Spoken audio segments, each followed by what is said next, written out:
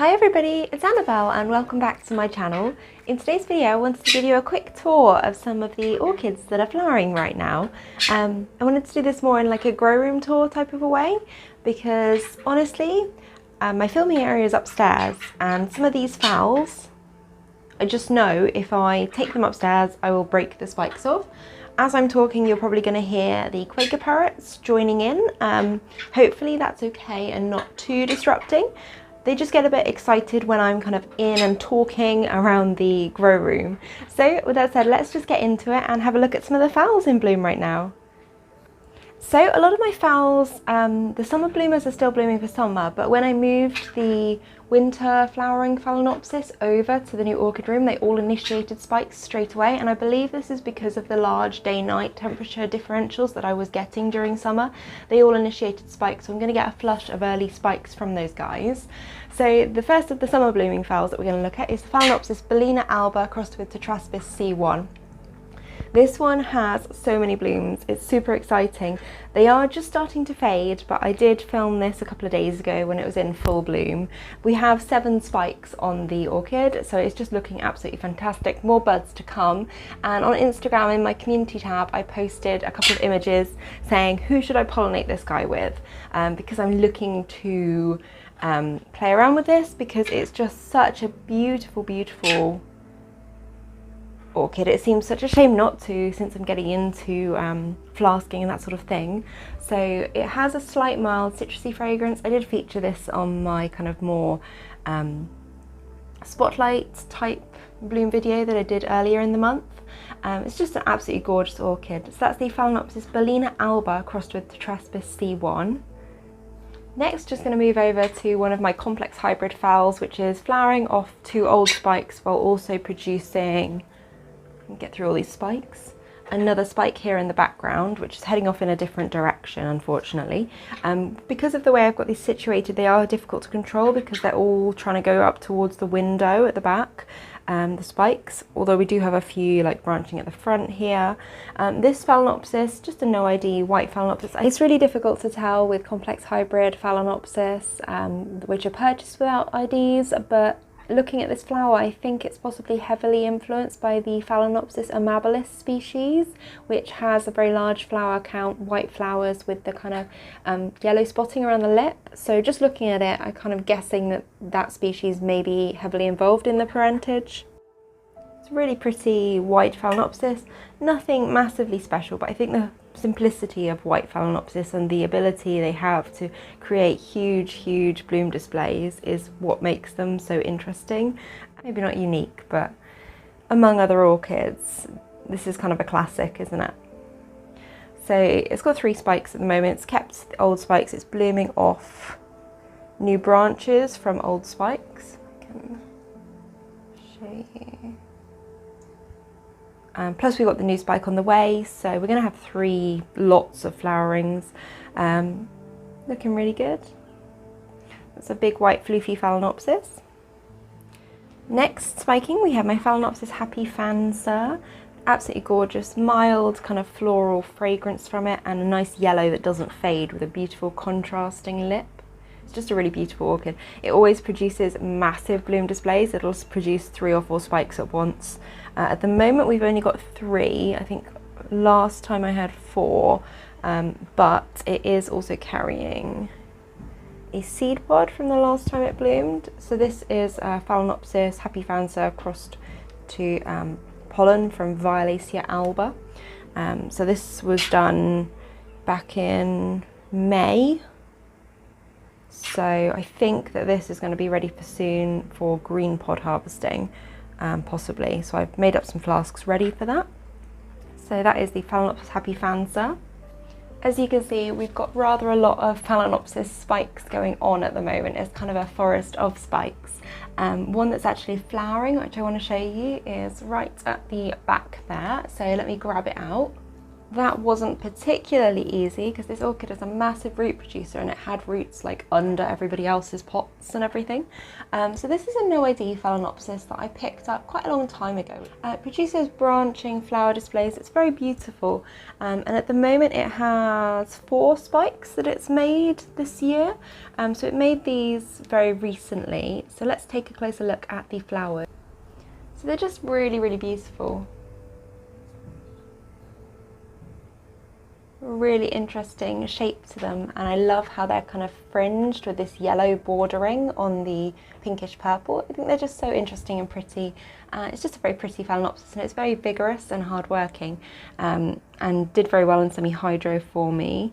So yeah, 4 spikes at the moment. So it should be quite an interesting display once all of those spikes are open. So that's another no ID complex hybrid Phalaenopsis. And then moving on slightly, we have my Oncidium Francine still in bloom. This one is one I got as a rescue orchid. It's done very well for me, but it has a very strong climbing habit. It climbs very sharply from one pseudobulb to the next. So I've actually got it in like an improvised mount situation. So let's just take a little look. Put it in a basket, and it was in Ceramis before, doing extremely well, but I've put a epiweb mount, I think they call it, like up the basket so that it can climb up, so it'll be interesting to see if it attaches to that. And then here we've got my Phalaenopsis Super Stupid Carmella F1 crossed with Gigantea Big Boy, producing more flower display this time round. So before it only produced a couple of flowers, and now we've actually got more buds coming along. So a really beautiful and very large flower as well. Very waxy and firm, and they last quite a long time. No fragrance unfortunately, but really beautiful. You can really see the Gigantea influence in this. In terms of my Caulocattleya, my Monirara Millennium Magic Witchcraft is flowering at the back there.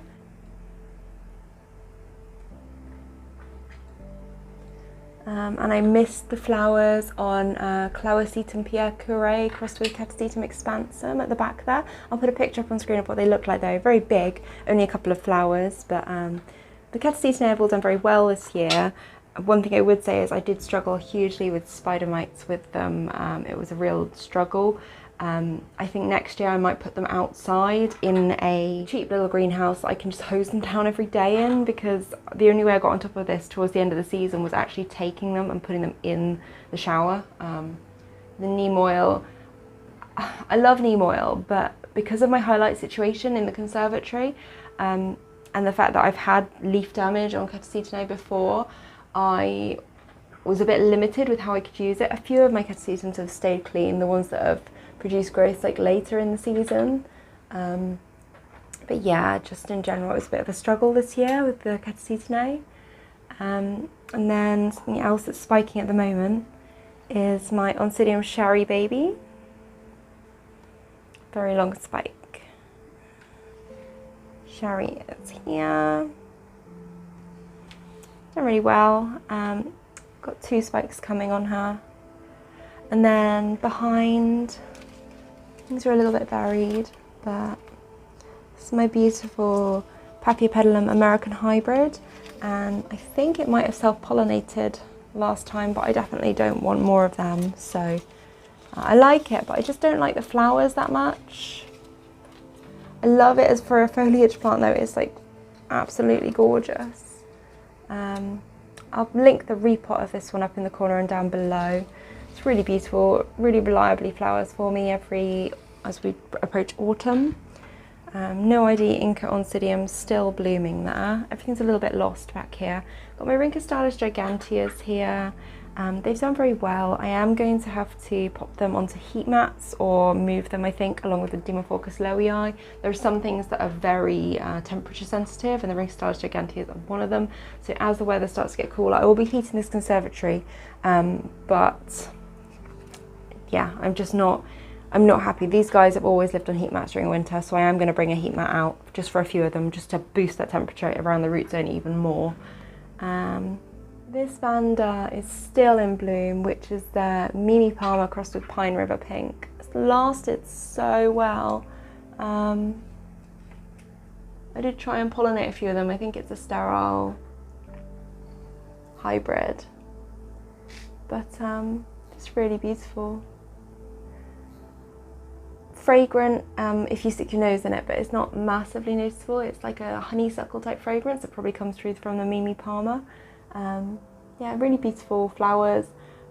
Wondering how long they've been in bloom for so many months now. Don't know how much longer they're going to last, but it's such an interesting almost blue lip now it's sort of faded to. My Maxillaria tenuifolia. I have 3 of these because I love them so much. One of them just randomly decided to bloom. It's just burst out in blooms like all over the place. Smell of Malibu rum is so strong. I think that it's blooming now because I forgot to water this one a few times. As you can see by the shriveled pseudobulbs compared to, let me show my other one. My other one's back there. But yeah, I watered it now, but I think it is, so I've had really mixed results with the tenuifolia. They're supposed to be spring bloomers, and mine have bloomed in spring for me before, although this year I got such a rubbish result from them, they just didn't bloom. And this one was right at the back of a shelf, and I didn't water it for ages. I just kept like missing it, as you can see. It's really bad, I know. That's why I've pulled it to the front. 1, so I can appreciate the blooms, and 2, so it gets watered regularly. The bulbs are starting to plump now that I have watered it. But it's, yeah, burst out in blooms. I believe that it does need a drier winter rest to bloom based on these findings. It's just a shame to see the bulbs shrivel, but someone has told me this before, but I was kind of unsure because they have bloomed for me before with no winter rest, but not to this extent actually. Loads of buds all over the place opening up. So my Maxillaria tenuifolia is in bloom and need to actually water it regularly now. I do have another one as well I've just brought over. Excuse the mess, I've just emptied out my greenhouse from the old house. It's still moving in progress. It's very stressful, but I have Maxillaria tenuifolia here. And this one I pollinated with my Lycaste Senne sand. So it's actually got a seed pod at the moment. My Miltonia sunset just coming into bloom back there, and a spike on a Prosthecia radiata. It's drooping a little bit. I had to repot this one while it was spiking, so I hope it's not blasting. My RTH Fushu Glory Happy Holiday is still in bloom, but it is not showing any white striping at all. Got spikes coming on my Ricara Francis Fox, or Myrmecatavola Francis Fox. And my DTPS Phalaenopsis Purple Martin is still blooming. It's kind of a sequential bloomer. It seems to open 3 at once, and then one fades and another one opens. So it seems to be the pattern on this one. Really pretty. I get maybe a very slight Violacea fragrance coming through now, which is kind of slightly cinnamony, slightly floral, but nowhere near as strong as the actual Violacea. Phalaenopsis Sweet Memory Leodoro, seed pod coming along on that, and that is crossed with Shinger Pure Love, which has a wonderful fragrance, so that'll be interesting. It's like a purple one. Leodoro herself is doing very well, although she is not a highlight orchid. That colour is a little bit, I would like that to be a little bit darker green, but that's okay. She's doing well anyway, just a little bit too much light I think. Behind it we've got Phalaenopsis Cornu Cervi, which I think I'm going to cross to the Bellina. And here we've got my Phalaenopsis Samira and Phalaenopsis Violacea Cerealia Kroll Smith. And the Samira is just fading this bloom. It was really pretty. I'll put a picture up of that one. It was a really nice shape. We do have another one coming. This is probably going to be the last few for a while now because we are getting to the end of their blooming season. The Violacea Cerealia Kroll Smith is not the blue that I saw pictured. It came across as a much more indigo blue in the photos, but it is beautiful, very, very pigmented coloration. And then I also have more blooms coming from this lavender Phalaenopsis, quite a lot of them. This is from an old spike. So we've got 3 branches on the old spike, and then a new spike as well just behind it. Quite a lot of spikes going on from the complex hybrid phals in this corner.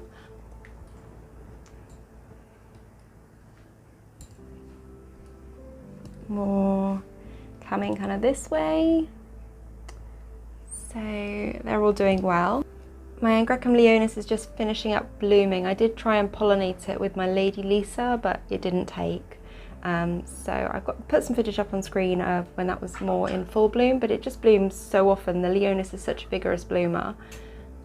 Ceratostylis rubra or retisquama has just finished blooming as well. I did try pollinating it, but it's a very difficult one to pollinate. So I will put some footage up on screen of that one when it was more in full bloom. It's very beautiful.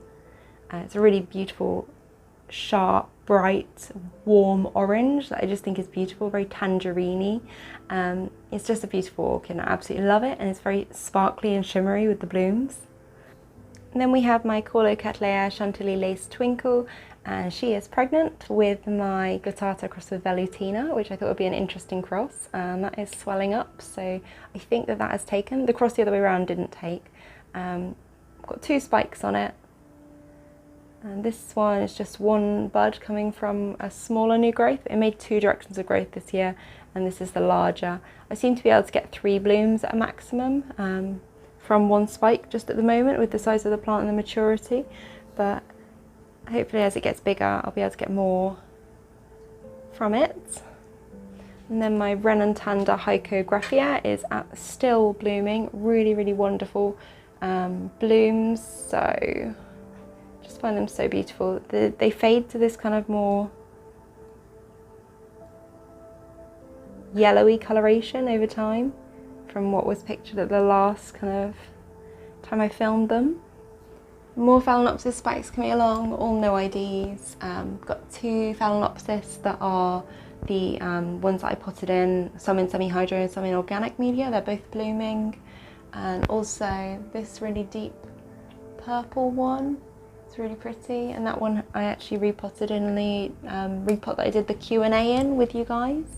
So that one's doing well. It's got 2 spikes. Kind of a difficult one to actually film the plant of because of the way it grows, but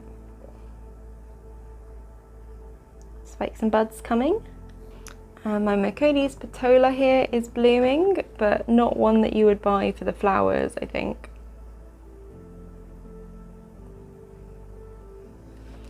And my Tolumnia, a pink Brisht, is flowering, one I got from Nina. It's just doing really well. Just try and move it around so you can see the flowers a bit better.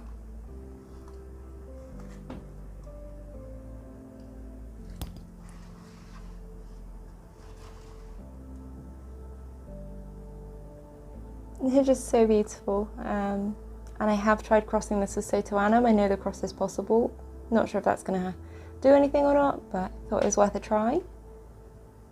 It's really pretty.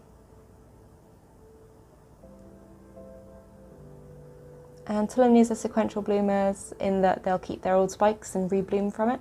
So maybe sequential bloom is the wrong word, but they can branch from old spikes. So as long as they remain not dried out, they can branch. This is the actual plant. It's the back end not looking so great. That's the front of the plant. It's doing pretty well in the orchid top pot. So I've just moved this over from the greenhouse. So these are the last kind of remnants of the greenhouse being emptied out. But my Celia Bella is about to bloom, and these have the most incredible flowers that have a wonderful marzipan fragrance, so I'm so excited for that. So we got 3 buds coming there, another bud coming there, and then just move the plant. Another bud just behind this new growth here. So that one's in a mix of Ceramis, more of a terrestrial mix. It's doing extremely well. It's going to be finding a location for my Dendrobium nobile types because we don't have the greenhouse set up here yet. But I'll find somewhere for them to go. Random sporadic blooms from them this year. Had a large flush in spring and then they just kind of keep blooming. Angraecum Lady Lisa, this is the second bud that's opened. I put this one upstairs in the bedroom because it has the most incredible night fragrance, so I really wanted to be able to enjoy the fragrance at night time. I'll put some footage up on screen that I took earlier when I was trying to pollinate it with something, but that didn't actually succeed. Oncidium sotoanum blooming again, wonderful fragrance of vanilla, kind of candy. At the moment we've got a bit of a Cymbidium war zone going on where I brought them over from the greenhouse from the old place, but yeah, they're in the middle of a lot of spider mite treatments. This is a cooler room that I keep my Miltoniopsis in. I tried them in the greenhouse and I just struggled so much with them in the conservatory that it just wasn't worth it anymore for me, so I moved them to a cooler upstairs spare bedroom. So the Cymbidiums are resting here while I tackle them. They had a bath yesterday and I think that that has got all the bugs that they've accumulated from a couple of years outside. When we set up the other greenhouse here they will go into that, but for now they are going to be in here for a bit, I think. My Lycaste Senne Sand has opened up another out of season bloom. Really beautiful. No fragrance from this one unfortunately though, but it's a very vigorous hybrid and it just keeps blooming for me. So if that seed pod on the Maxillaria tenuifolia comes to anything, that could be quite an interesting cross. Unfortunately, very big orchid. Some blooms starting on my Miltoniopsis again. Recovering from a not very nice experience in the conservatory. They did not enjoy 36 degrees Celsius, I can tell you that. Although it used to get hot in my old place, it used to get hot but have quite controlled lighting, and I think the combination of really bright light and really hot temperatures and really low humidity just nearly fried them all basically. I've had leaf crinkles where I've never had leaf crinkles before. So that was a definite learning experience for me, but they are recovering. Also got my Oncidiopsis Nelly Isla, Borragiara Nelly Isla, whatever you want to call it, the red velvet variety, and just opening up there. Once these are fully in bloom I will get them out to show you, but let's try and show you quickly. Wonderful fragrance of sharp sweet lemon peels. I think it's absolutely beautiful. Nelly Isla is one of my favourite orchids. We also have my Zygopetalum cornutum, which is finally actually doing well for me. Random masdevallias, and then behind it an Odontoglossum hybrid that I've never been able to identify. It has a wonderful fragrance that reminds me of kind of lemony scent again. It's really beautiful, but I've never been able to actually find the name for it. So if you think you know it, then be interested to find out what the hybrid is, because it's a really lovely one. Then we've got my Bartley Schwartz behind here, doing well. These guys do definitely prefer the more forgiving environment of the cooler upstairs bedroom than the more extreme environments that we've had in the conservatory over summer. And just as a teaser before we go, both of my Cleisocentron merrillianum crossed with gokusingii are budding. So you can kind of already see the blue coloration coming through in the buds. So that's exciting.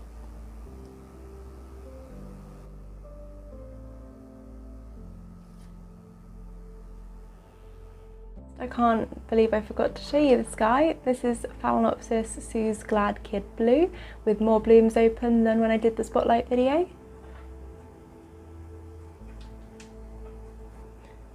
And that is a quick tour of everything that's in bloom at the moment.